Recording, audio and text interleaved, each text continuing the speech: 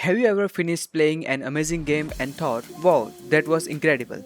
Most players stop there, but as a game developers, that's where we should start. Instead of asking, did I enjoy this game? We should be asking, why did I enjoy it? Because every successful game has something to teach us. And if you are serious about becoming a better game developer, studying games is just as important as making them.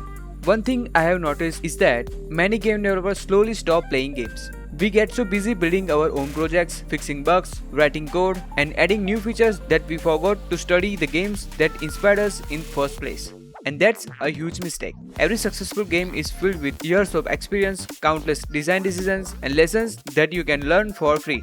If you are not studying those games, you are missing one of the best learning resources available.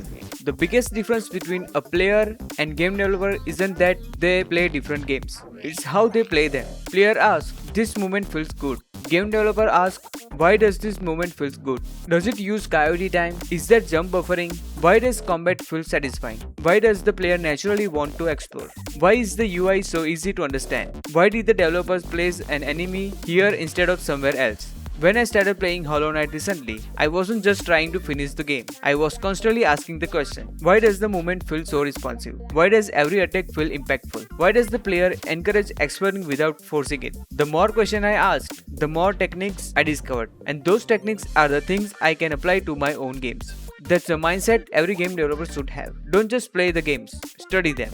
Here is something that's really important. Don't study games to copy them. Study them to understand the thinking behind them. Anyone can copy mechanics, but understanding why that mechanics works is what makes you better designer. Every animation, every sound effect, every enemy placement, every UI transitions, and every level is the result of hundreds of design decisions. Those decisions are the real lessons.